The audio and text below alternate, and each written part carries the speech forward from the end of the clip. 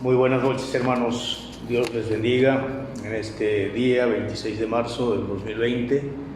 Pues hemos cambiado un poquito la mecánica respecto a nuestros cultos de los jueves debido a esta contingencia y queremos llegar a sus hogares a través de este medio como lo hicimos el domingo pasado.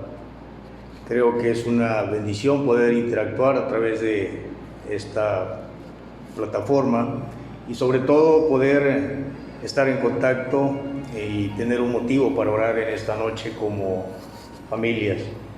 Sea bueno que podamos procurar juntar a nuestras familias para que en cada hogar de nuestros miembros podamos escuchar la palabra de Dios y podamos unirnos en oración al terminar este tema que he preparado para esta noche. Vamos a inclinar nuestros rostros, vamos a pedirle al Señor que nos ayude. Dios eterno, te damos muchísimas gracias en esta hora de la noche por lo bueno que eres. Queremos suplicarte, Señor, que tú hables a nuestras vidas y que podamos reflexionar en lo que tu palabra nos enseña y podamos tener un motivo para orar a ti en esta noche. Gracias por mis hermanos que seguramente están reunidos en sus hogares para escuchar este mensaje y sobre todo para aquellos que nos siguen también, que puedan ser bendecidos, oh Dios, donde quiera que estén nuestros hermanos en Cristo. Te suplico bendiciones para ellos. En el nombre de Cristo te lo ruego. Amén. Les voy a pedir que abran sus Biblias en Juan capítulo 15, el Evangelio de San Juan en el capítulo 15. Ahí vamos a tener el mensaje de esta noche para meditar y procurar aprender de la palabra de Dios. Le he titulado a este breve mensaje La vida que glorifica al Padre, tomado obviamente de un pasaje de este texto que iremos desarrollando paso a paso, iremos procurando aprender de él propiamente. Creo que todos los creyentes, todos, tanto usted como yo, todos los que hemos creído en Cristo, deseamos darle gloria a Dios y procuramos todos los días de muchas formas a hablar con Él y hacer lo que Él nos pide definitivamente, y principalmente cuando hacemos cosas, cuando decimos cosas, cuando pensamos cosas, pues procuramos pensar de alguna manera que el Padre sea glorificado. Pero en esta noche tomo el capítulo 15 del Evangelio de San Juan y quiero que sigan con su mirada ahí donde están en sus hogares. Voy a darle lectura a los versículos 1 al 17 de una manera pausada para que usted me pueda seguir. Dice la palabra del Señor: Yo soy la vid verdadera y mi Padre es el labrador. Todo pámpano que en mí no lleva fruto lo quitará, y todo aquel que lleva fruto lo limpiará para que lleve más fruto. Ya vosotros estáis limpios por la palabra que os he hablado. Permaneced en mí y yo en vosotros. Como el pámpano no puede llevar fruto por sí mismo si no permanece en la vid, así tampoco vosotros si no permanecéis en mí. Yo soy la vid, vosotros los pámpanos. El que permanece en mí y yo en él, éste lleva mucho fruto, porque separados de mí nada podéis hacer. El que en mí no permanece será echado fuera como pámpano y se secará, y los recogen y los echan en el fuego y arden. Si permanecéis en mí y mis palabras permanecen en vosotros, pedid todo lo que queréis y os será hecho. En esto es glorificado mi Padre, en que llevéis mucho fruto y seáis así mis discípulos. Como el Padre me ha amado, así también yo os he amado. Permaneced en mi amor. Si guardareis mis mandamientos, permaneciereis en mi amor, así como yo he guardado los mandamientos de mi Padre y permanezco en su amor. Estas cosas os he hablado para que mi gozo esté en vosotros y vuestro gozo sea cumplido. Este es mi mandamiento, que os améis unos a otros como yo os he amado. Nadie tiene mayor amor que este, que uno ponga su vida por sus amigos. Vosotros sois mis amigos si hacéis lo que yo os mando. Ya no os llamaré siervos, porque el siervo no sabe lo que hace su Señor, pero os he llamado amigos, porque todas las cosas que oí de mi Padre os las he dado a conocer. No me elegisteis vosotros a mí, sino que yo os elegí a vosotros y os he puesto para que vayáis y llevéis fruto, y vuestro fruto permanezca, para que todo lo que pidiereis al Padre en mi nombre, Él os lo dé. Esto os mando, que os améis unos a otros. Al leer esta porción de la palabra de Dios, uno puede casi inmediatamente darse cuenta de algunos términos, de algunas frases que son repetidas en varias ocasiones en este pasaje. Por ejemplo, la palabra fruto. La palabra fruto aparece 8 veces durante este texto. Solo en este pasaje aparece 8 veces en los versículos 2, 4, 5, 8 y 16. Y desde luego, esta palabra tiene que ver con las obras o los actos invisibles o los actos visibles o tangibles del poder que obra internamente en la vida del creyente, es decir, de aquellas cosas que hacemos dirigidos por el Espíritu Santo. Desde luego, atiende a esa connotación esta palabra. Recordemos que el Señor está usando una alegoría para hablarle a sus discípulos y darnos una enseñanza a nosotros particularmente. Luego aparece la palabra permanecer. Esta palabra se repite 11 veces en este pasaje, en los versículos 4, 5, 6, 7, 9, 10 y 16. Y esta palabra tiene un significado pues muy particular. Es esperar o mantenerse en un lugar o la posición aguardando algo que va a ocurrir en un futuro tal vez cercano o lejano. Dentro de estas palabras también encontramos la palabra amor, y la palabra amor se repite 9 veces en estos 17 versículos, en los versículos 9, 10, 12, 13 y 17. Todas estas palabras, todos estos términos que encapsulados bien y meditados de una manera correcta nos enseñan grandes cosas de cómo podemos darle gloria a Dios, que es la idea central de todo este pasaje. De tal manera que cuando leemos este texto de Juan 15, del 1 al 17, la idea que aparece ahí propiamente la podemos definir de esta manera. Es encontrar, o debemos encontrar, que la relación del creyente con Cristo no se basa en conceptos, sino en hechos concretos y visibles que glorifiquen el nombre de Dios. Todas estas cosas, hermanos, cuando aparece la palabra fruto, que son los actos que los creyentes deben mostrar en su vida diaria, la palabra permanecer y amor nos llevan a esa idea, la gloria que debe recibir el Padre. Por lo tanto, entonces, la relación del creyente, como decía hace un momento, no se basa en conceptos, sino se basa en hechos concretos y visibles que buscan glorificar el nombre de Dios. De esto, ¿qué podemos aprender o qué es lo que debemos plantear? Bueno, existen acciones concretas que marcan la vida del creyente que desea llevar fruto para la gloria del Padre. Nos preguntaríamos cuáles son esas acciones concretas y por qué darle prioridad en nuestra propia vida. Ok, podemos ver entonces, basados en la palabra permanecer, solo en esa palabra que aparece, según nuestro análisis, 11 veces en este texto, basados en esa palabra podemos derivar 3 acciones claras, concretas, visibles, que deben ser propias en la vida de un creyente, que cada creyente debe analizar detenidamente y ver qué es lo que Dios quiere. Podemos empezar entonces pensando en la primera acción. Y podemos pensar en los versículos 4 y 5. Los primeros versículos son interesantes porque es como si fuera la introducción de esta forma alegórica que el Señor está enseñándole a sus discípulos. Por eso en el versículo 3 les dice: ya vosotros estáis limpios por la palabra que os he hablado. Y luego en el 4 les dice: permaneced en mí y yo en vosotros. Como el pámpano no puede llevar fruto por sí mismo si no permanece en la vid, así tampoco vosotros si no permanecéis en mí. Y luego el versículo 5 apunta: yo soy la vid, vosotros los pámpanos, el que permanece en mí y yo en él, este lleva mucho fruto. Y concluye este versículo con aquella famosa frase que es muy mencionada por los creyentes: porque separados de mí nada podéis hacer. Y efectivamente, separados del Señor no podemos hacer nada.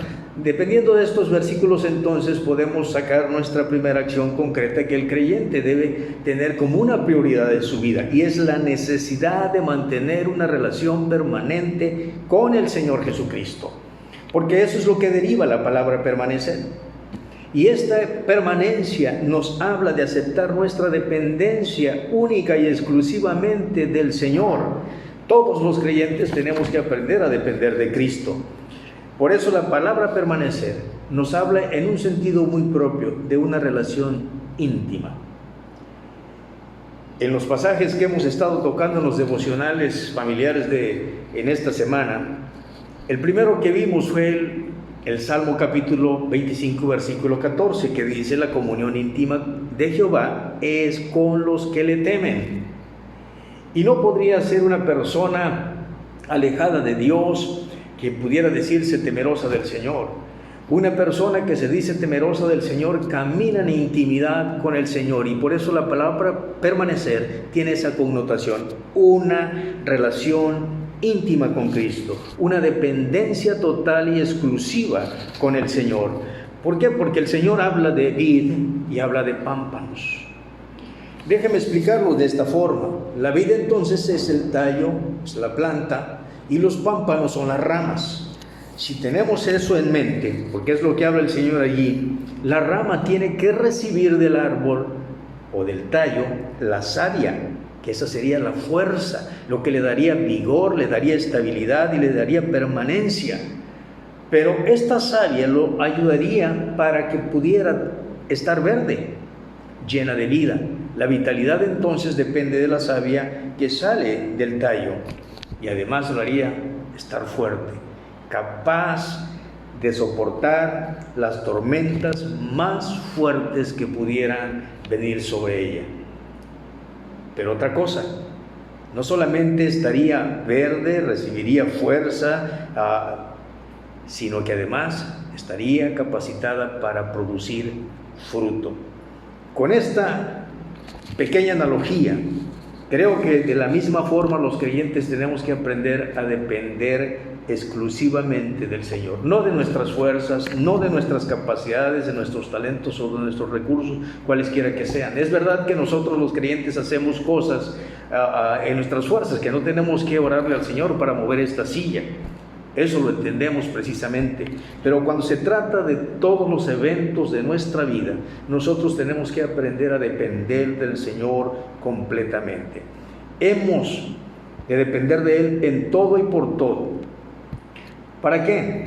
Pues para estar lleno de vida, obviamente, para que nuestra vida sea dinámica, sea alegre, sea dispuesta, sea consistente, estable, que sea una vida que busque honrar al Señor.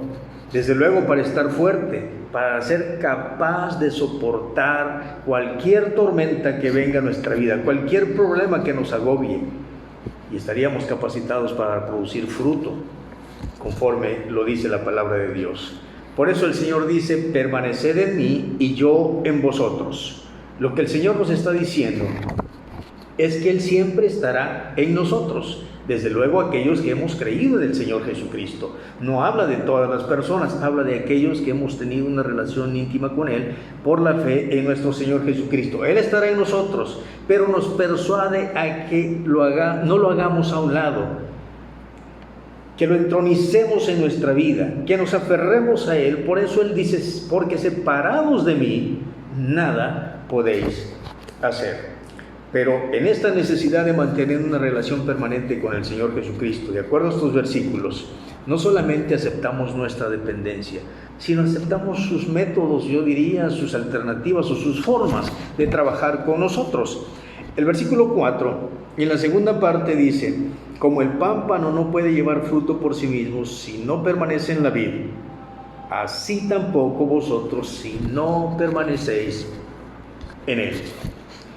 He tenido la fortuna de conocer los plantíos de cacao y obviamente del plátano.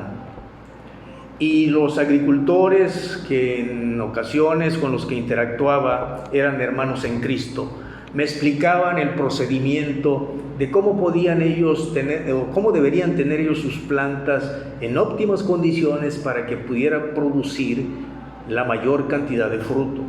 Por ejemplo, en el cacao, cada ramita nueva, que en términos locales les llaman cogollo, cada ramita nueva se la debían quitar cuando el árbol estaba produciendo fruto, para evitar que esas ramitas le robaran la savia y el fruto no pudiera desarrollarse como debería. Había que quitarla. Imagínese usted el agricultor cada vez que iba a su plantío, árbol por árbol, quitándole ramita, una poda, para poder ayudar a la planta. Lo mismo se hace con el plátano. El plátano tiene una característica que cuando es sembrado y comienza a crecer la planta, inmediatamente vienen otras plantitas al lado de ella. Pero cuando está empezando a dar fruto este árbol, entonces los agricultores le quitan las nuevas plantitas para evitar que le roben la savia a la planta y el fruto no se desarrolle. De esa forma, Dios permite que las pruebas vengan a nuestra vida para moldear nuestro carácter. ¿Quién no cae arrodillado o humillado delante de Dios cuando está en problemas? Cuando hay algo que le agobia su propia vida, cuando hay algo que le lastima, que no lo deja en paz. No solamente moldea nuestro carácter, moldea nuestro temperamento, nuestra propia vida, y a veces usará cosas que Él no desea usar para lograr sus propósitos. Hoy hay mucha gente angustiada y seguramente nosotros nos angustiamos y estamos pendientes de las noticias por esta pandemia que está azotando al mundo entero. Pero de algo estamos seguros, que Dios obrará para bien en nuestra vida, que Dios obrará para bien incluso en el mundo entero, porque algo bueno Dios va a traer para la humanidad e incluso para las familias y para nosotros los cristianos.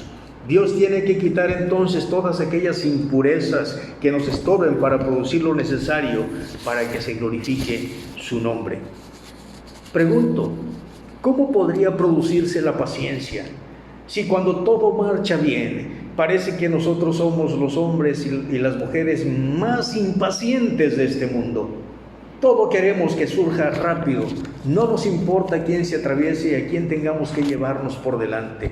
¿Cómo podría producirse la paciencia si Dios no trabaja con nosotros? Si Dios no tiene que someternos a veces a una prueba para poder moldearnos. ¿Cómo podría producirse la mansedumbre en nosotros? Si no dejamos que Dios obre en la vida nuestra, si no dejamos que el Espíritu Santo sea el que trabaje, pues Dios tiene que obrar de una forma a veces hasta extraordinaria para podernos enseñar a usted y a mí que necesitamos caminar con Él. ¿Cómo podríamos desarrollar dominio propio si no es Cristo en mí y yo en Él y viviendo para Él? Así que la primera acción que debemos tomar en los cristianos es tener la necesidad de una relación permanente con el Señor Jesucristo. Pero hay una segunda acción que necesitamos considerar a través de este pasaje, y eso lo encontramos en los versículos 9, 12 y 17, que son pasajes o textos claros o claves para este tema. Y la segunda acción es la necesidad de mantener una relación permanente en su amor. Los expertos hablan de tres tipos de amor o tres clases de amor. Hablan del amor eros, que no aparece en la Biblia, pero que es el amor, pudiéramos decirlo de una manera muy técnica, el amor romántico. Hablan del amor fileo, que ese sí aparece en la Escritura, y hablan del amor ágape. Los griegos eran muy especiales para cuando querían enfatizar algo o querían usar un término para decirnos algo en concreto. En este capítulo, todas las veces que aparece la palabra amor en alguna de sus formas, siempre se usa la palabra ágape.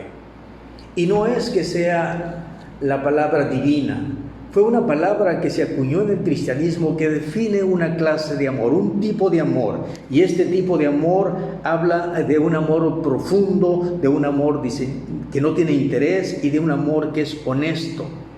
Desde luego este es el tipo de amor que Dios nos mostró, que el Padre nos mostró, que Cristo nos mostró. Es un amor que no espera nada a cambio.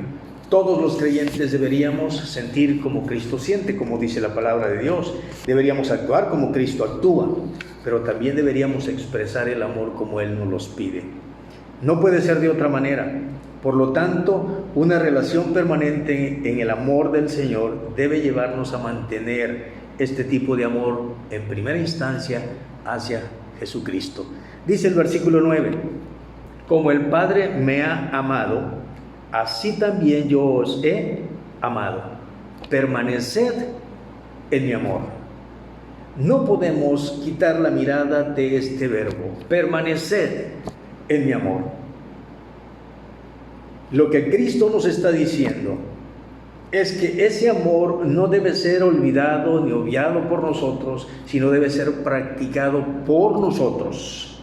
El amor que Cristo nos tuvo no miró nuestra condición. No miró si éramos pobres, si éramos ricos, si éramos blancos, si éramos negros, con más pecados o menos pecados. Él no miró eso, solamente vio que necesitábamos su ayuda porque somos pecadores. El amor que Cristo nos tuvo lo llevó a entregarse por nosotros. Según el versículo 13 dice, nadie tiene mayor amor que este, que uno ponga su vida por sus amigos. Él nos amó sin tomar en cuenta quién éramos.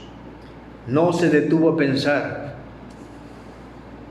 en nuestra condición, o en nuestro estatus, o en nuestra raza. Lo que lo movió fue nuestra desgracia. Y por eso nos amó de esa manera. Pero este amor no solamente debe mantenerse hacia el Señor Jesucristo, sino el texto dice, en el versículo 12, este es mi mandamiento, que os améis unos a otros como yo os he amado. No solamente es hacia el Señor, es también hacia los creyentes, unos a otros. Es verdad que hay pasajes en la Biblia que nos dicen que debemos amar a nuestro enemigo, que debemos amar a los que nos ultrajan, y eso es correcto. Pero el pasaje aquí nos está hablando de amarnos unos a otros. Este amor es una prueba contundente, hermanos, de una relación estable con el Señor Jesucristo. Aquí se resumen todos los deberes y lo que debe guiar la vida y la conducta de los discípulos de Jesús. De forma muy sencilla, esta declaración enfatiza lo que es prioridad para nosotros y la senda que hemos de seguir. Nuestra prioridad es amarnos los unos a los otros. Nuestra senda o nuestro camino es amar como Cristo nos amó. Pensemos por un momento en los apóstoles. Pedro, por ejemplo, que fue al hombre que más se menciona por maestros bíblicos, por predicadores, por nosotros mismos, un hombre cuyo carácter era impulsivo, agresivo, brusco. A él deberíamos amar, según podrían preguntar los demás discípulos, desde luego que sí. O tal vez pensando en Juan, en Jacobo, a quienes el Señor llamó hijos del trueno, hombres que tuvieron a la más mínima provocación, respondían. Podríamos decir que eran hombres de cuidado. Tal vez usted y yo podemos tener preferencia por alguien más, por unos cuantos o por uno en específico, y eso no estaría mal. Pudiéramos decirlo de esta forma, a lo mejor usted podría amar a unos más que a otro, pero el poquito amor que haya debe ser con ese amor que Cristo nos amó.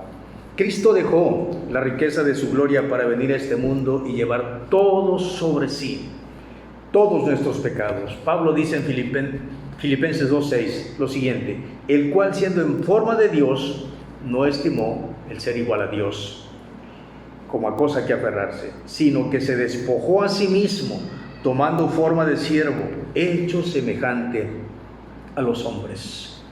En esta condición, hermanos, el Señor soportó el dolor de los azotes, soportó el dolor de los clavos en sus manos, la lanza que hirió su costado, la corona de espina que pusieron en su cabeza, todo lo cual nos da cuenta de ese gran amor que Él nos tiene.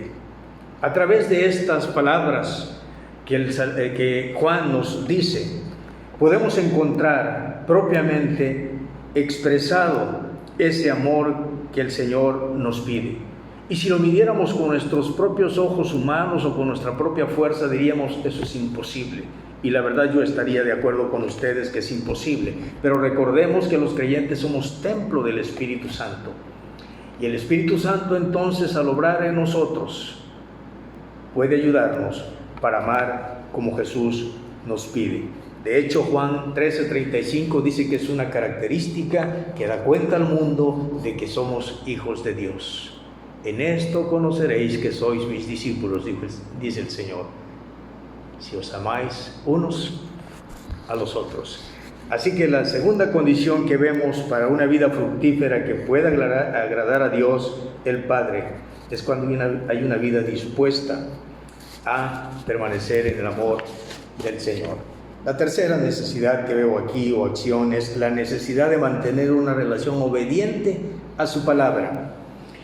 Vean conmigo, por favor, el versículo 7. Dice: si permanecéis en mí y mis palabras permanecen en vosotros, pedid todo lo que queréis y os será hecho. ¿Qué cosas más ávidamente necesitamos los creyentes? Que es el hecho de que Dios conteste nuestras oraciones, que Él responda a lo que nosotros le pedimos. Pues el versículo 16 en su última parte dice: para que todo lo que pidiereis al Padre en mi nombre, Él os lo dé. Y son palabras que nos alientan, palabras que nos abren una gran perspectiva de lo que es Cristo y lo que Él desea hacer en nosotros. Pero algo muy importante en esto, que me parece que no es extraño que el Señor haya puesto una condición tan sublime para que pudiera haber fruto en la vida del creyente. Es fácil que usted y yo creamos en Jesucristo, pero qué difícil resulta permanecer en su palabra. Porque según este pasaje podemos notar estas expresiones: si permanecéis en mí y mis palabras permanecen en vosotros, pedid todo lo que queréis y os será hecho, dice el Señor. Lo que me da a entender a mí es que debe haber una obediencia a la palabra del Señor, porque esta es la clave para dar fruto. Notemos las expresiones, por favor. Versículo 4, la primera parte del versículo 4, noten cómo dice: permaneced en mí y yo en vosotros.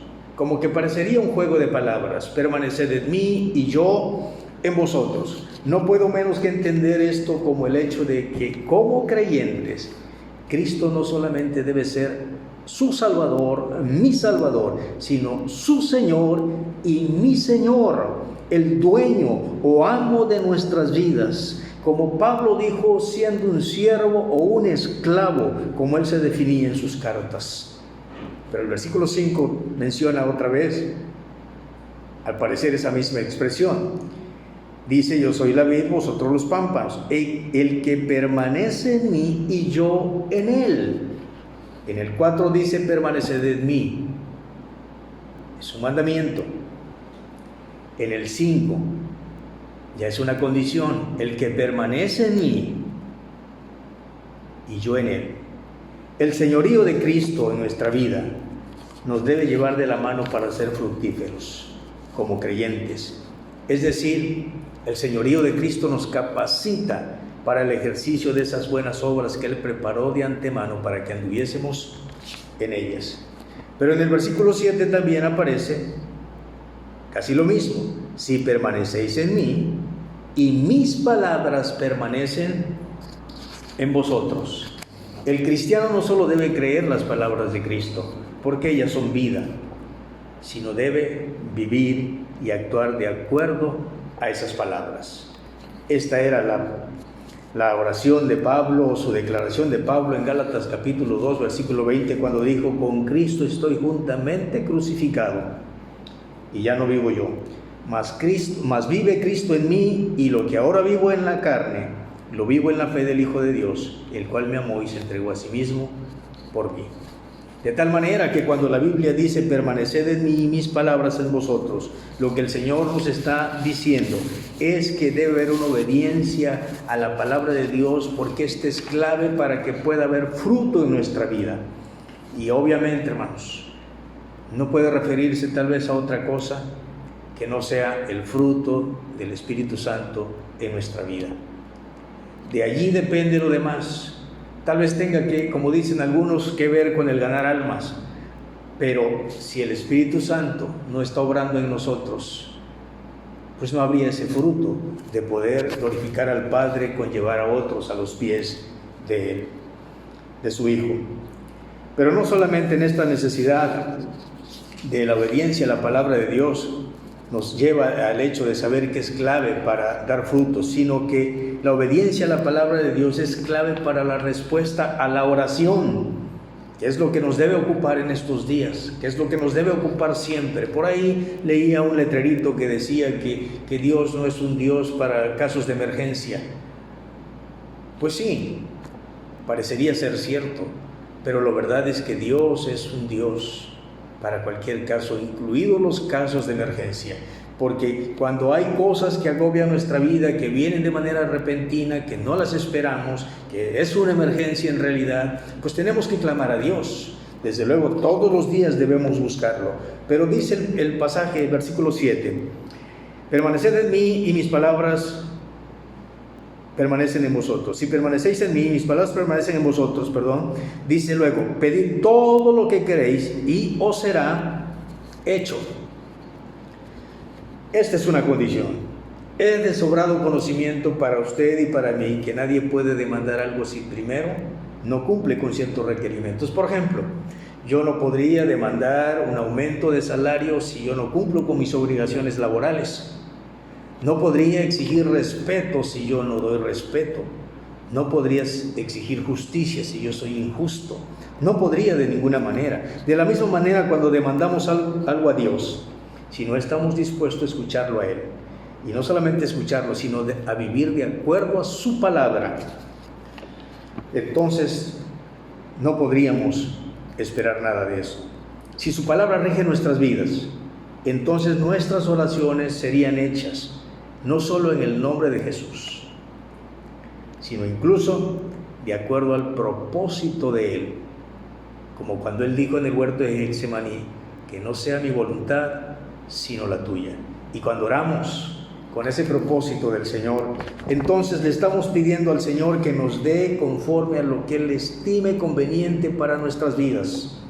A veces le pedimos que Dios cambie a nuestro pariente, que Dios cambie a nuestro hijo, cambie a nuestro padre, cambie a nuestro hermano, cambie a fulano, a sotano, pero no estamos dispuestos a vivir en la palabra de Dios. No estamos dispuestos a ponerla en práctica cuando somos confrontados, cuando somos exigidos. Reaccionamos de otra forma. Y el Señor entonces es muy sabio en su palabra. Por eso la expresión pedid todo lo que queréis y os será hecho no es una licencia para pedir cualquier cosa que nosotros deseamos o pretendamos que Dios haga en nosotros. Él nos dará de acuerdo a su voluntad y de acuerdo a lo que necesitamos, lo que Él sabe que es necesario para nosotros. La expresión tiene una condicionante, y según el versículo es: si permanecéis en mí y mis palabras permanecen en vosotros. En otras palabras, como dice Juan 14:23, el que me ama, mi palabra guardará.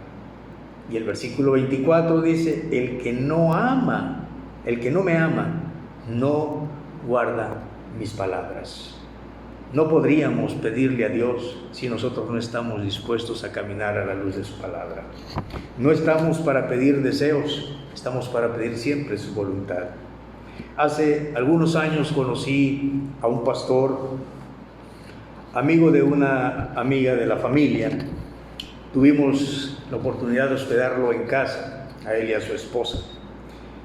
Y dentro de los días que estuvo, nos veíamos en la noche porque él iba a un congreso, y cuando regresaba por la tarde-noche platicábamos un rato. Y dentro de sus anécdotas él me platicaba que tenía que trabajar en lo secular. Su iglesia pues, no tenía los suficientes medios como para sostenerlo de tiempo completo. Y se sentía un poco apenado. Y yo le dije que no se sintiera apenado porque yo tuve que hacer lo mismo al inicio de mi ministerio, que eso a veces ayudaba un poco a las iglesias a salir adelante. Bueno, en su trabajo dice que él trabajaba repartiendo garrafones de agua embotellada. Dice, pero pues la única forma en la que hoy lo hago es a través de una carretilla de las que aquí en México se conocen como un diablito. Y dice, pero pues no puedo llevar más que unos 6, 7 garrafones, no puedo llevar más y tengo que dar muchos viajes. Y le he estado pidiendo a Dios, decía él, que me dé una bendición. Le pido a Dios que me dé una camioneta tipo lobo, amarillo color canario, así, de esos amarillos fuertes. Le he estado pidiendo eso al Señor. Yo no sé si estoy bien o estoy mal, decía él. Un día, dice, después de tanto pedirle al Señor, un día tocaron a la puerta de mi casa. Mi esposa abrió la puerta y escuché que dijo, ahorita lo llamo. Ya me llamó y dijo, te habla un pariente tuyo.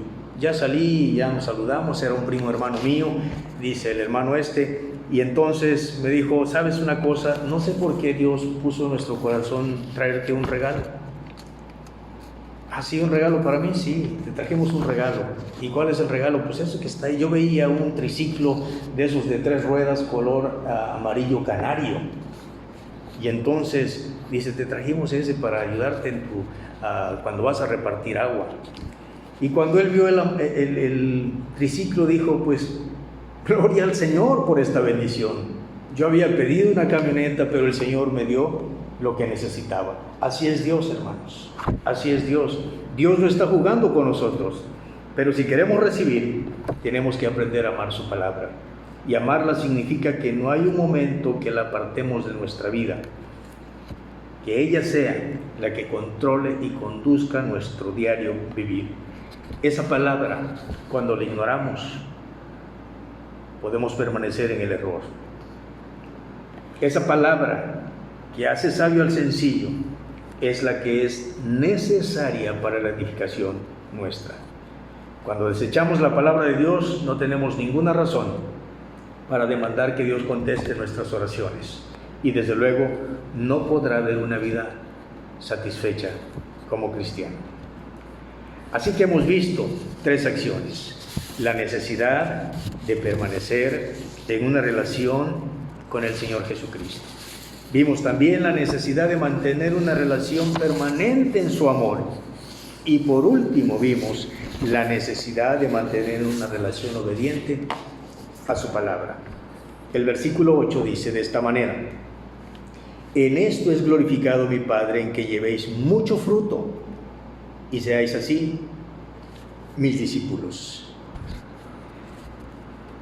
No podrá haber fruto en la vida mía, en la vida tuya, si no hay una buena comunión con Él, si no amamos como Él nos pide que amemos, e incluso si su palabra no es nuestra guía en nuestra vida espiritual y en nuestra conducta moral. Yo le pregunto en este momento,